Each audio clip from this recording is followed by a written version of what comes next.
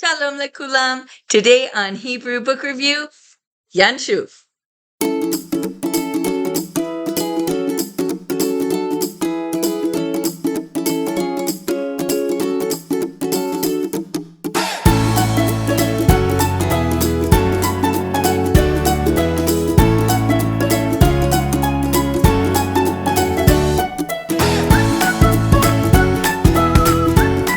Welcome back to Hebrew Book Review. Today I am reviewing the Hebrew newspaper Yanshuf, put out by Good Times Publishing.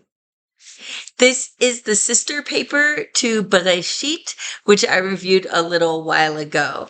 Beresheet is for beginners and Yanshuf is for intermediate and advanced learners. Just like Beresheet, this is available at HebrewToday.com. And you can get a print subscription, a digital subscription, or both. I personally prefer the print subscription, and that's all I have. And I keep the copies in my purse, and anytime I'm out and about waiting around for anything, I can just grab it and start reading a little bit. So this newspaper is practice reading materials for intermediate to advanced students. It doesn't actually provide too much instruction. It just gives you practice and exposure to pretty natural Hebrew. And it's for adults only because I think adults are the ones who would find the articles the most interesting, but there's certainly nothing inappropriate in there that you might say, oh, this is not for a child. And it really works well for adults who are learning on their own, as long as they are already at the intermediate level.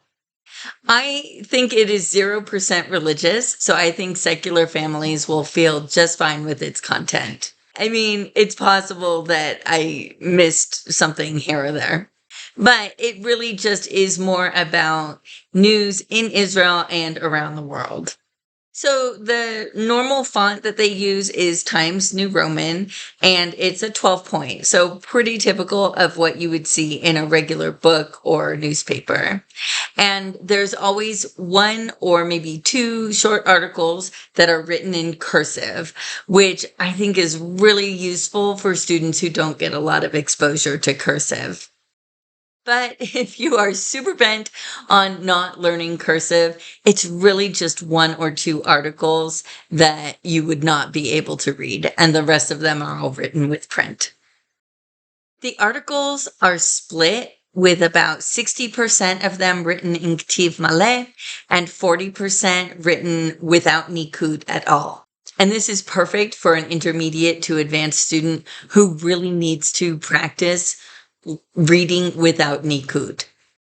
So before using Yanshuf, students should really be at an intermediate level. So this would mean that they should be familiar with the 5 active binyanim and have a pretty decent sized vocabulary. You don't want to be constantly looking up words in the dictionary. So, like I said, this is the sister paper to Beresheet, and it has the look and the feel of a real regular newspaper, maybe just a little bit smaller. You can see it's not the size of like the LA Times. It does not give a glossary on every page the same way Beresheet does, which at first I thought, wait, I don't know any of these words. But after a while, I got used to using my top-down skills of really thinking about what kind of word am I expecting here? What do I think they might be saying? And then trying to think, okay, do I know any words that are of the same shoresh? It really gave me a chance to strengthen those skills. And it actually worked. So not every time, but a lot of times I was able to figure out what word should be there. And so I worked it out.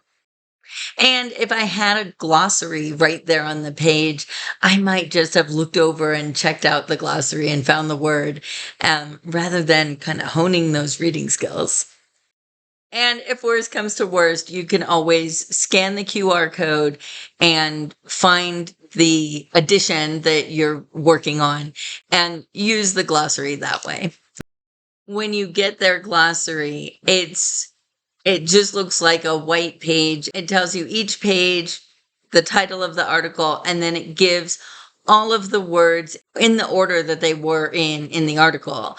And so just like Beresheet does. And they also only give the translation that is appropriate within the article. Of course, we all know that there's usually more than one translation for any word. And so if you look a word up in the dictionary or if you look it up in Google, you often get a translation that doesn't fit what is meant in this article. So of course that's definitely the advantage to the glossary that comes with Yanshuf. So the newspaper comes out every 2 weeks. And if you have a digital subscription, you can see it right then and there on your screen. But like I said, I really like the print subscription. And so I have to wait for it to get to my house from Israel, which takes a couple of weeks. So I wanted to go through a single issue and show you everything that's in this particular issue, just so that you can get a feel for exactly what's involved in the newspaper. All right, so let's look at page 1. Of course, why is there an owl up here? Well, because Yanshuf means owl. All right, so up at the very top, you get the little bit of info from, that this is edition number 364, the date that it was published, and all that stuff. And then, of course, we've got 3 articles. We can see that each article has a little symbol next to it. If it has the headphones, that means that you can listen to it online. And you can see that there's a little number in there. So I haven't been able to do this, but if I can imagine that when you click the code, when you scan the code with your phone, you have a choice of which number, right? And so you match up the number of the article that you're trying to read or trying to listen to with the number that's on there, and you'll listen to the correct one. And then this symbol right here, it has an aleph and some nikud under it, and then a slash through it. That's telling you that there's no nikud in that particular article. The first one is that tourists are returning to Israel. This second article down here says Hadassah Hospital among the best in the world. And the third one says Sufganiyot are here, because this was in This was in November of 2021, and sufganiyot are something that we eat at Hanukkah time. And then we have 2 teasers down here. The first one says, "Will mammoths return?" And the second one says, "A very tasty job." And it's apparently going to be something about pizza. All right, and then you've got a couple other codes where they'll take you straight to the Hebrew Today website or to Facebook, as you can see. All right, on page 2, on the right side, it says Mishulchan Ha'orech, from the desk of the editor. So this is an editorial. And then over here, Korim Kotvim, and that means the readers write, right? And so these are letters to the editor. And again, here you can see down below, you can get your dictionary online. That's the code that you scan. It'll bring up all of the dictionaries for all of the various editions. Okay, so up here on page 3, up here at the top right, we have Chadashot Biketzara. And they're just short little, 1 to 2 sentences about a little news item. And we see that there are 5 of them here. Down below, it says Ma atem choshvim. and that's asking you, what do you think? And it's talking about some controversial issue, and it's showing the pro side, ba'ad, and the con side, neged. And so that means that, it's telling you the various aspects to the issue and asking, what do you think, right? Trying to kind of make you think about an issue that is a big question in Israel. Okay, and over here on the left, we have the masthead. All right, page 4, we have 3 more articles. This one on the top right says Hatayarim Chosrim leYisrael, a different article about tourists returning to Israel. And down below, Hafta'ah Misim, some kind of a surprise with regards to taxes. Over here on the left, we have another article with no nikud. And this article without nikud is something about some mysterious problem of the Americans. So I don't know. It's a mystery until we read it. On page 5, we have another article with no nikud. And what does it say? New, an urban forest. So that sounds interesting. So this article over here has something to do with history in the world of Hebrew. Or it might also possibly just be in the world of Judaism. This article down at the bottom says an Israeli company will operate on the moon. All right, page 6, we have science, environment, and computers. So like the science, maybe the climate and technology.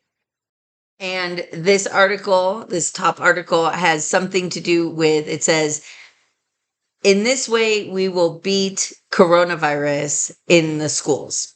So it's something about trying to get coronavirus out of the schools. I mean, that was really on our minds back then. Okay, this article down below, you see, this is the one that was teased on the front page. Will the mammoths return? And then over here on the left is this the end of chargers? And so over here on page 7, they always have some special day of the year. And they're usually some interesting day that we have never heard of. And so this is the 3rd of November, and it is the day of the housekeeper. All right. And then this article down at the bottom says, let nature do its own thing. And we can see a picture of an area that looks like it might have been destroyed by wildfire. So it's probably going to say something about we don't need to do any restoration. Nature will take care of itself. That's what I'm assuming. Okay, on this page we have Sipurim Mikan Misham Umichol Ha'olam. Stories from here, from there, and from all around the world. And so here we see 2 articles that are written in cursive. So this top one, oh my goodness, it says, this is also a way to get home. And look at them, they're all hanging on the train. The one down below is the history of uniforms. And we can see we've got a bunch of guys with different uniforms. And then up top here, we have the ugly tomato, or it might be the ugliest tomato. That is one ugly tomato. Okay, on the left, we have 3 articles. The first one, it looks like a face-to-face reception at a school. The second one is all about the good life in Monaco. And this third one is about the special style of coronavirus. It's like the special fashion. All right, here we are on page 10. And we have a short story. This one is the big question of the little camel. I don't know. A lot of these stories come from Judaism, but they're not necessarily religious. Oh, and down below we have an article that says, soon a double-decker bus in Israel. So I guess they're maybe getting double-decker buses. Okay. Oh, and on this side, I really enjoy this. Hidab Balashit. It's like a little riddle. It proposes some kind of there's some kind of mystery going on, and then somebody solves the mystery. It's almost like that old TV show Matlock. And at the end, it says, okay, so he knew the answer. How did he know? We, the reader, are trying to figure out like how this detective could have figured out the answer. And down here, upside down, is the answer to the question in case we don't figure it out ourselves. Down here, we have kama milim al mila, a few words about a word. And it's always about two words that are either homophones or homonyms. And homophones they only sound alike. They don't necessarily look alike. Here we have tsav with a vav and tsav with a vet. But sometimes they are just they're homonyms. They sound alike and they look alike. And they just happen to have two different meanings. And so that's really helpful because a lot of times we see a word, we think we know what it means, but then we don't realize that there might have been that there is another meaning to it. Okay, over here on the left is katsar ule'anyen, and this is just short and interesting, and it's just little tidbits of information. It's just like a single sentence about a tidbit of information. It's like trivia. All right, page 12. All right, so we've got some more articles on this page. Up top, it says LeBron has also decided that vaccines are good. Down here on the right, it says the competition from the past. I don't know what that's all about. Over here on the left, it's the concert halls are still not full. So, it was in the time of coronavirus. So, they were still, gosh, it was such a time. Okay, over on page 13, we have Bnei Ha'adam Ashemim. Humans are to blame for something. Looks like something to do with the environment or possibly with the maybe extinction of a species. On the top left, here's the article that was teased on the front cover, an especially tasty job. Obviously something to do with pizza. And down below, where did all this trash come from? And that's an excellent question. All right, and page 14 and 15 is a bunch of games and puzzles. You see a crossword puzzle over here. All kinds of games to kind of help you keep thinking in Hebrew and maybe be a little more active. I never do them just because I don't have time, but they look like fun. And then on the last page, page 16, there's always 3 more articles. So this one on the top says, what scared the Italian sailors? That thing does look pretty scary. Down below on the right, it says, why is the cow in the air? And that's an excellent question. And then the first movie in one's life. And this article is about how for 30 years there were no movies allowed to be shown in Somalia, or at least in Mogadishu. And so they finally showed a movie after 30 years. So obviously there are a lot of people who are, they're adults and they've never seen a movie. So I don't know. That's what it looks like. That's what the paper looks like. A bunch of articles that look interesting. Of course, if there's any article that doesn't seem particularly interesting to you, you certainly do not have to read it. I find most of the articles really interesting. I learn something new all the time by reading Yanshuf. And as you can see, they are not just about Israel. They're also about just stuff happening all around the world. And you can see that the articles are a little bit longer than those in Beresheet. Beresheet, the articles are mostly maybe 2, 3 sentences tops, but these are a little bit longer. Of course, they're not the length of a Los Angeles Times article, but they're a little bit longer and go into a little bit more depth. And they use language that's a little bit more complex and sophisticated. What do I not like about Yanshuf? To be honest, there is nothing I don't like.